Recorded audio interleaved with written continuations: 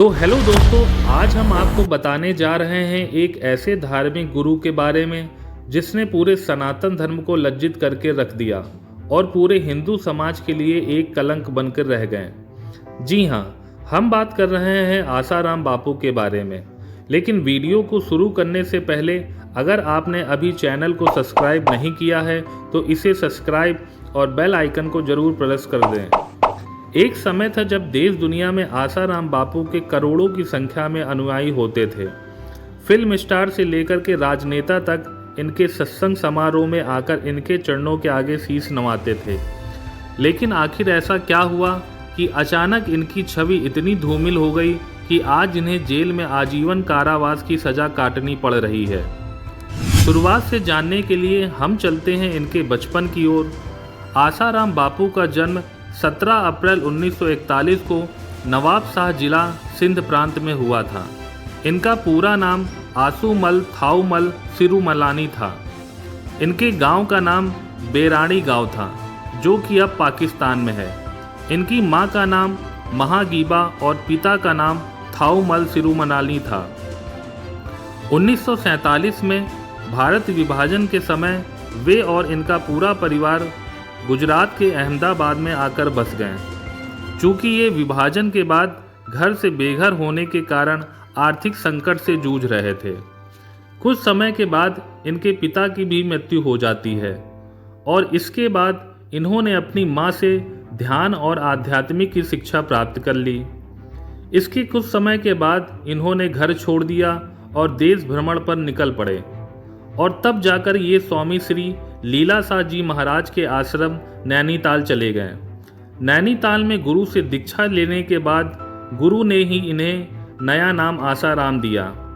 अब ये घूम घूम कर आध्यात्मिक प्रवचन के साथ साथ खुद भी गुरु दीक्षा देने लगे। अब धीरे धीरे इनके सत्संग कार्यक्रम में भारी संख्या में श्रद्धालु पहुंचने लगे।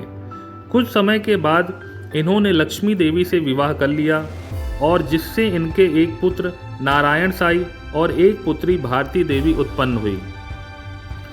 2001 में इनके सत्संग समारोह में इतनी भीड़ हो गई कि गुजरात पुलिस को दूसरे राज्यों से पुलिस की व्यवस्था करनी पड़ गई थी। इनके भक्तों में प्रत्येक उम्र के लोग शामिल होने लगे थे। इस सत्संग में तो लगभग 30,000 छात्र शामिल हुए थे। इनकी पब्लिसिटी को देखते देखते इनके सत्संग में भक्तों की संख्या लगातार बढ़ती चली जा रही थी।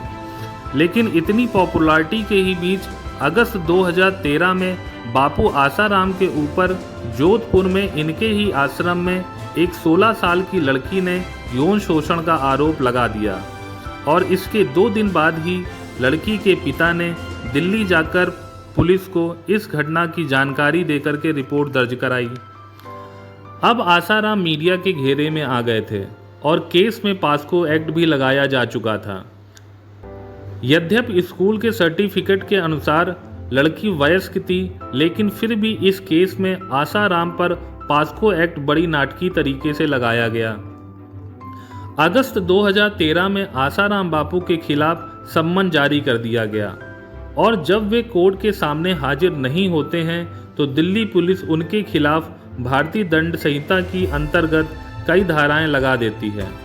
अब इस केस को जोधपुर अदालत में भेज दिया जाता है। इसी बीच जब आसाराम बापू इंदौर में प्रवचन दे रहे थे तो उनकी गिरफ्तारी को गई पुलिस और समर्थकों में हाथापाई हो जाती है और आखिरकार 1 सितंबर 2013 को काफ़ी मशक्क़त के बाद राजस्थान पुलिस आसाराम को गिरफ्तार करके जहाज़ से जोधपुर लेकर चली जाती है। वे लगातार केंद्र की सरकार एवं सोनिया गांधी और राहुल गांधी को राजनीतिक रूप से फंसाने का आरोप लगाते रहते हैं। दोनों पक्षों में काफ़ी बहस के बाद मामला सिर्फ उम्र पर आकर लटक जाता है कि आखिर उस समय लड़की बालिग थी कि नाबालिग। फिलहाल आसाराम बापू जोधपुर जेल की सलाखों के पीछे कैद हैं। न्यायालय ने इन्हें 5 साल तक न्यायिक हिरासत में रखने के बाद 25 अप्रैल को नाबालिग से रेप के मामले में आसाराम को उम्र कैद की सज़ा का निर्णय लिया है। तो ये थी आसाराम बापू से जुड़ी कुछ घटनाएं जिसने आज इन्हें यहाँ तक लाकर रख दिया।